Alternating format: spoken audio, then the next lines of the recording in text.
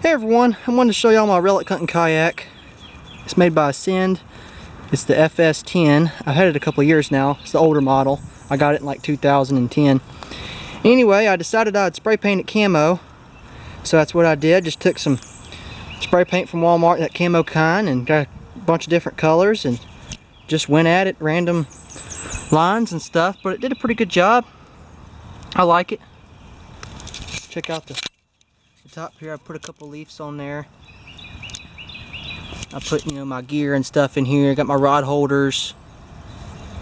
I didn't do my seat. I even did the inside though, a little bit on there.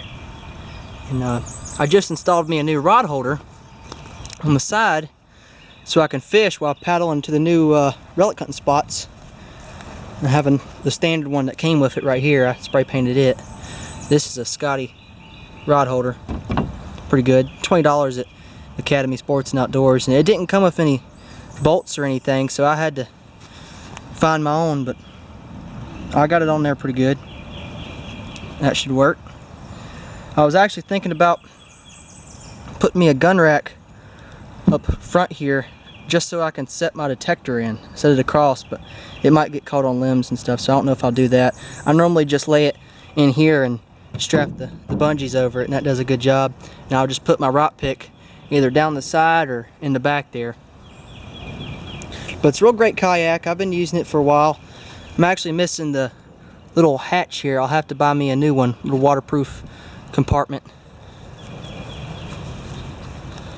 Did the paddles as well. But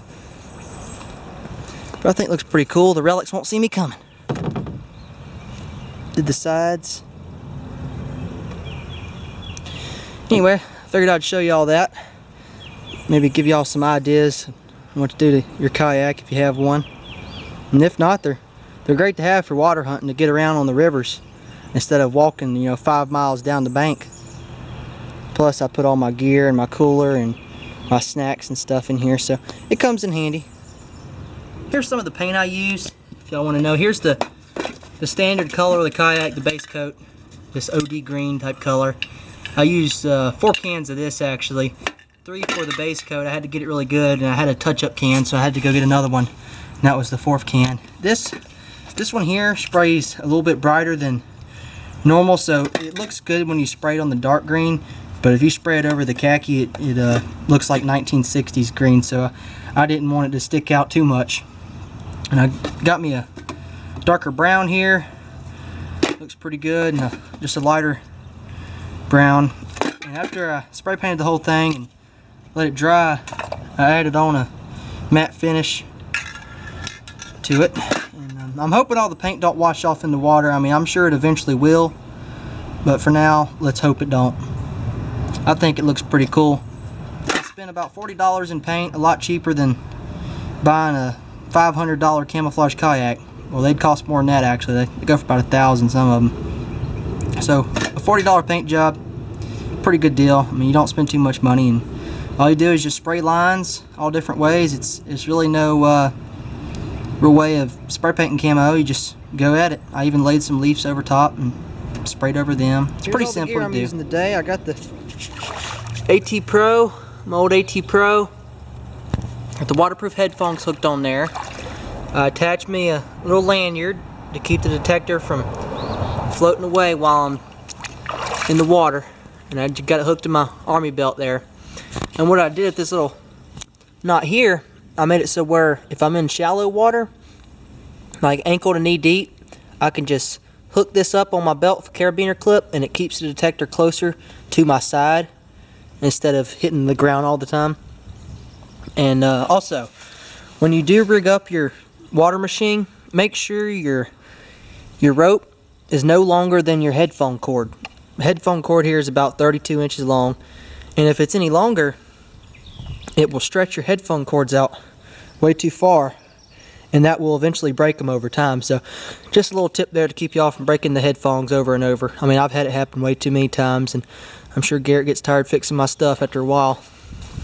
Here's my water hunting pouch I'm using. I punched holes in the bottom, let the water drain. It already comes with 2 holes punched in it, but I added some more so it drained a little faster. I have my bottled water in here. and just my gloves. And this pull strap, you can pull and it will keep the stuff from floating out when you're diving underwater, so that's pretty good. Got my Pro Pointer waterproofed like always, same one I had last summer. It's doing pretty well. Have my knife to dig down in the bedrock cracks, and I have my face mask. Always nice to have a good face mask. This one's made by Oceanic. Don't leak. You have to make sure they fit your face. I mean, I went to the dive shop and tried on a bunch of different masks and found the right one that fit me just right, and that one does, so don't have to worry about it leaking. By the way, I forgot to show y'all my water hunting pick, and y'all have seen it a couple times before, but this is a must-have for water hunting. It's killer. Look at that thing. You can move some material with this, and I put a big old magnet on the end. Picks up 254 pounds, and it does well. It'll pick up a cannonball for sure. The magnet on my right pick is pretty strong. Check it out. There's a piece of iron down here in the water, and it sticks right to it, and it pulls it right out, just on the edge of the magnet. It pulls out that big old stake. Hey everyone, I'm out here today in the woods looking for an old house site, and I actually stumbled across a house site before I even made it to the place where I thought the house was. And I just walked into the woods maybe a couple hundred feet, and right here is a big old rock pile, and there's some bricks in it. But the reason I stumbled this way was because I seen the grass. I was down there in more of the hardwoods, there's just leaves everywhere, and over here I seen grass, so I walked this way, and I found that pile of rocks with bricks in there, and then you have a couple foundation stones out here, so this for sure was a house site, no doubt. So I'm gonna have to hit this one on my way to the place I was originally going. It was down that way near the creek, probably another 1,000 feet or so. Could be a good day. Let's hope it is. I think I'm gonna find some good relics. It's gonna be about 85 degrees, so it would be a great day to go water hunting, but I figured I'd hit the land one more last time before it gets too growed up this year. I'm on my way now to the other house site. I figured I'd save the one I just found for another day. I had my AT Gold with me. I wish I brought my AT Pro, because that place is just packed full of iron. I searched it for 15 to 20 minutes and didn't even dig any non-ferrous targets. A lot of iron in there though. Could have been dug. Who knows?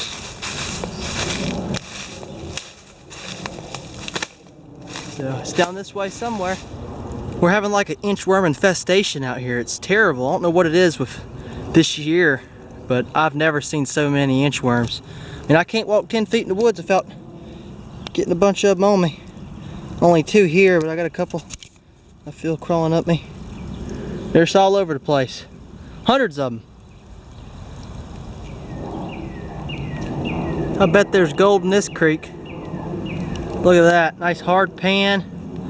Upstream there's a bunch of bedrock and water flowing, so I can put a sluice box in. It's too far back in the woods to be carrying the dredge.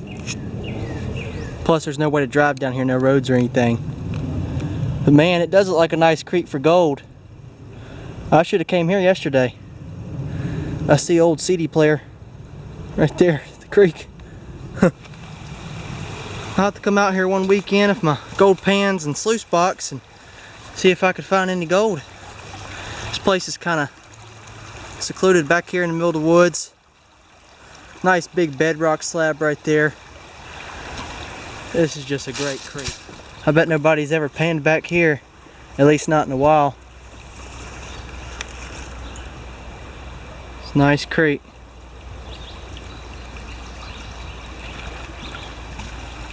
Get my AT Gold in here, see if I can pick up any signals. Could be some relics down in here as well. A lot of bedrock.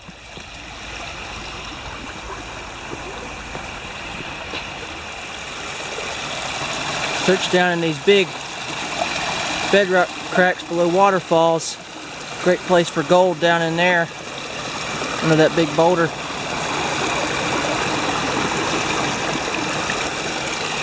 It's a nice creek though. There's a beer can right there. Wish I would have brought my pans. You know what they say, bigger rocks means bigger gold. Most times anyway. Look at them big old rocks in the creek here.